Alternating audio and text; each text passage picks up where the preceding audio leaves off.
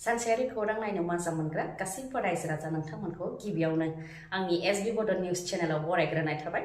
खुलुमबाय, आं सिबि रानि ब्रह्म। बे चेनेलनि गेजेरजों सानफ्रोमबो सानसेयारि खौरांखौ फोसावनाय जायो।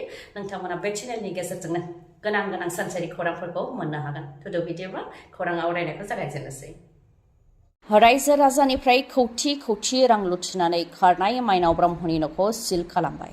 नटिस स्टाफ हैनायबो जाबाय, जेराव लिरनाय दं मुसलपुर थानानि असिजों रायज्लायनायनि उनावसो न'खौ बेखेवनो हागोन होननानै। नाथाय बहा खारखुमानानै दङ माइनाव ब्रह्मआ? माइनाव ब्रह्म खारखुमानायनि उनाव माइनाव ब्रह्मजोंनो लोगो नांनानै रायजो राजाफोरखौ थगायग्रा दीपांकर भट्टआबो दा खारखुमानानै दङ। माइनाव ब्रह्म खारनायनि खौरां मोननायनि उनावनो मबाइलखौ सुइच अफ खालामनानै बहाबा खारखुमादों दीपांकर भट्टआ। रायजो राजाफ्रा फोरमायथिनाय बायदिब्ला दीपांकर भट्टनावबो फर्चुनार गारि थानायजों लोगोसे गोदानै स्कर्पिय' गारि बायनो थाखाय बुक खालामदोंमोन। बेनि अनगायैबो न' बां हा हु दंमोन बिथांनाव, नाथाय दा बिथाङाबो बहाबा खारलांबाय। रायजो राजाफ्रा फोरमायथिबावदों दि माइनाव ब्रह्मआ 6% लानानै 20% सुद होनो थाखाय खोथा होदोंमोन, जायनि थाखाय रायजो राजाफ्रा फोथायनानै बिथांनो रां जमा होदोंमोन। 7,000 लानानै 8,000 सुबुंफ्रानो बिथांनो रांखौ जमा होदोंमोन। फ्राय 100 कौटिसो रां जमा होदोंमोन होननानैबो फोरमायथियो। दा बेफोर रांखौ लानानै बहाबा खारखुमाबाय माइनाव ब्रह्मआ। ओजोंहाय अनलाइन ट्रेडिंनि गेजेरजों कौटि रां लुथिनाय सुमि बरा, तुर्किक बरा आरो दीपांकराबो खारखुमानानै दङ। नेपालाव खारनानै थाहैनायनि खौरांखौ मोन्दों आरो नेपालनिफ्राय दा गुबुन हादराव खारबावगोननि आसा दं होननानैबो मिथिनो मोननाय जादों। गोजौ थाखोनि पुलिसानो मदद होनायनि थाखाय बिथांमोनखौ दासिमबो पुलिसा हमनो हायाखै होननानैबो सन्देह खालामदों सुबुंफोरा। फिन सिबियारिफोरनि दुखुनांथावै जिउ गोमानाय जाथाय। केदारनाथ थानसालिनिफ्राय गिदिंबोफिननाय समावनो हाजोनिफ्राय गेदेर अन्थाइ बा बल्डार गोग्लैसिननायनि जाहोनाव 7 सिबियारिया जिउ खोमानो गोनां जादों आरो 3 जोखोम जानो गोनां जादों। जिउ खोमानांनाय 7 सिबियारिनि मादाव 3 आइजोफोरमोन आरो जिउ खोमानांनायफोरनि बैसोआ फ्राय 50 बोसोरनिफ्राय लानानै 70 बोसोरनि गेजेरावमोन। उत्तराखन्डनि एसडिआरएफआ फोरमायथिनाय बायदिब्ला मोनाबिलि 7 रिंगासो समाव हा गिसिखानायनि थाखाय गोबां सिबियारिफ्रानो नांथानानै दंमोन। बे समाव बिथांमोनहाबो थानसालिनिफ्राय गिदिंबोफिनगासिनो दंमोन, नाथाय हा गिसिगानायनि थाखाय बिथांमोनहाबो नांथानानै थानो गोनां जादोंमोन। एसडिआरएफनि हान्जाया फैनानै रैखा खालामनायनि हाबाखौबो मावदोंमोन, नाथाय बोथोरा गाज्रिसिन जानायनि थाखाय रैखा खालामनाय हाबाखौ नांगौबायदि मावनो हायाखैमोन।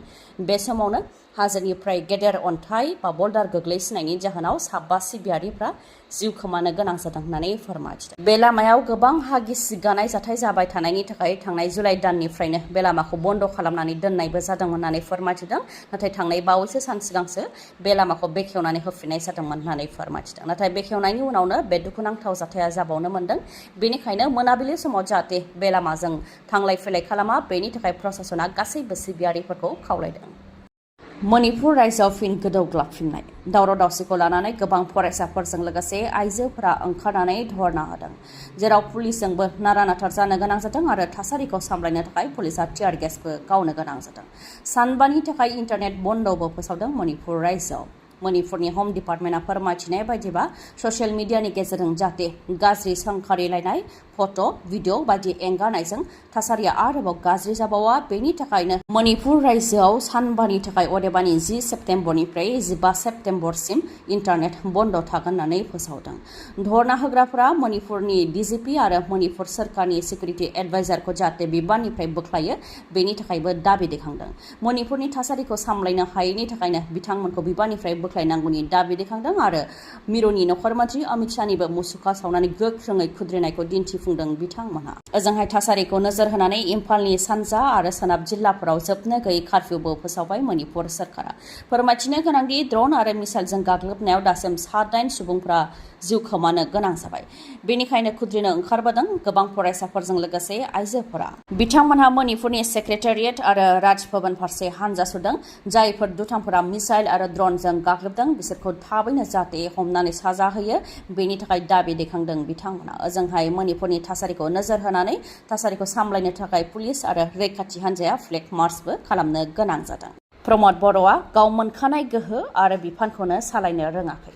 सोरनिबा गेजेरजोंसो बिथाङा सालायदों BPFखौ रायजो राजाफ्रा दासिमबो गाराखै बे बिबुंथिखौ होदों MCLA प्रेस मुसाहारिया बिथाङा बुंथिदों दि सोरखार दानो हानायनि गोहो दासिमबो BPFनाव दङ रायजो राजाफ्रा दासिमबो BPFखौ गाराखै थांनाय 2020 मायथाइनि BTC बिसायख'थियावबो बयनिख्रुइबो बांसिन मोन 17 मासियाव देरहासार जानो हादोंमोन नाथाय सुबिदा लाग्रा दैदेनगिरिनि खैसार खालामनायाव BPFआ सोरखार दानो हायाखैमोन बेनि अनगायैबो MP बिसायख'थियावबो UPPL आरो BJP ज' जानानै जेसेबां भट मोननो नांगौमोन एसेबां मोनाखै BPFआ हारसिं हिसाबै बांसिन भट मोननो हादों मोन 40 बियाबावबो बांसिन मोनदों होननानै बुंथियो बेनिखायनो BPFआ हारसिङै सोरखार दानो हानायनि गोहो दं होननानै बुंथियो MCLA प्रेस मुसाहारिया ओजोंहाय प्रमद बर'आ गावनि मोनखानाय गोहो आरो बिफानखौनो सालायनो हायाखै होननानैबो बुंथिबावो बिथाङा गुबुननि गेजेरजोंसो बेफोरखौ सालायदों बिचार गोरोबथानि मुङाव मोजां खुंथायनि सिमां दिन्थिनानै बर' लाइमोनफोरखौ गोथौ हाखराव खोख्लैदों जोबथेसालियाव थानाय केस गोनां आरो मुंख्लंफोरनि बावसोमनायनि बेसेनखौ होनो हायाखै थार्ड ग्रेड आरो फोर्थ ग्रेडनि साख्रि होनो हायाखै हाफोरनि बेलायावबो मण्डल आरो सार्कोल अफिसारफोरा फालांगि खालामदों लेन्ड हल्डिंनि थाखायनो रां लायो बिफानि हाखौ फिसानि मुङाव खालामनायनि थाखायनो रोजा रोजा रां लायो आरो मानि थाखाय रायजो राजाफोरखौ बेफोरबायदि हाराहास्ति खालामदों जोंहा दैदेनगिरि गैया नामा होननानैबो बुंथिबावो MCLA बिथाङा ओजोंहाय UPPL आरो BPF ज' जायोब्लाबो BJPआसो देरहागोन होननानै रेवरेवा नार्जिहारि बिथाङा बुंथिनायनि सायावबो बिथाङा फिननायखौ होयोदि रेवरेवा नार्जिहारिया गाबोन सोरनिबा सोरखार फैयोबा बेजोंनो थांगोन BPFनि बेनारजोंनो MCLA देरहानानै BPFखौ फोजोबस्रांनो थांग्रानि गोसोआ बेसेबां गोथार बेखौ रायजो राजाफ्रा साननाया गोनां होननानैबो बुंथिबावो बिथाङा उन्दै हिनजावसा गथ'खौ बोलि होनायनि दायाव सानै दायनिगिरिखौ जिउ जोबजासे जोबथेसालियाव थानायनि साजा फोसावबाय बिजिरसालिया थांनाय 2021 मायथाइनि 8 आगस्टआवनो सनारि सिंल फोथाराव सासे उन्दै हिनजावसाखौ बोलि होनाय जाथाय जादोंमोन बे दायाव सानै दायनिगिरि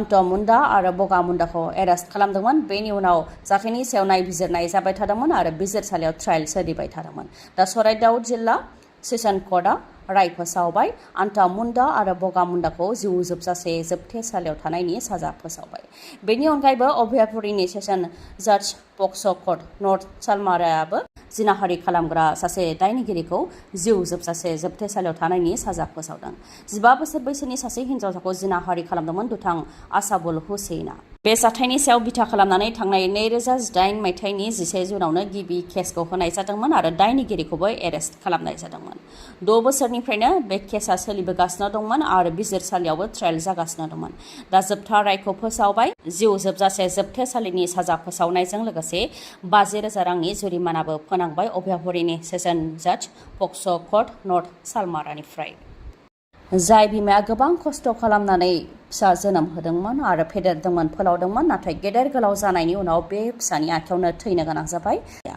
दुथां फिसालानि गाग्लोबनायाव थैनो गोनां जाबाय सासे बिमाया मंगलदैयाव जादों बे फिसायानो बिमाखौ इनायै बुथारनाय जाथाया दुथां मइन उद्दिननि गाग्लोबनायाव थैनो गोनां जादों बिथांनि बिमाया नखरनि दावराव दावसिखौ लानानैनो बे बुथारनाय जाथाया जानो मोन्दों होननानै मिथिनो मोननाय जादों मंगलदैनि खारपरि बरसराव जादों बे जाथाया बिमाखौ बुथारनाय जाथायखौ खौरां मोननायनि उनावनो पुलिसा जाथायथिलियाव नुजाथिफैदों आरो दायनिगिरि मइन उद्दिनखौबो एरेस्ट खालामफैदों आम आदमी पार्टी राजखान्थि दोलोनिफ्राय खैफोदा जानगार जालाङाखै दिल्लीनि गिबि मन्थ्रि अरविन्द केजरीवालजों लोगोसे गोबां आम आदमी पार्टीनि दैदेनगिरिफ्रा जोबथेसालियाव जोबजानायनि उनाव पान्जाबावबो आम आदमी पार्टीनि दैदेनगिरिफ्रा रैखाथि गैया बे खेबाव पान्जाबनि आम आदमी पार्टीनि सासे दैदेनगिरिखौ गुलिजों गावथारनाय जाथाय जादों किसान विं कोअर्डिनेटर तारल'सान सिंहखौ सोरबा सिनाय मोनै सुबुंफोरा गरथाम गुलि गावनानै बुथारदों पान्जाबनि लुधियानानि खन्ना साब डिभिजनाव थानाय गावनि न'आवनो मटरसाइकेलजों फैनाय सिनाय मोनै दुथांफोरा गरथाम गुलि गावनानै बिथांखौ बुथारलांदों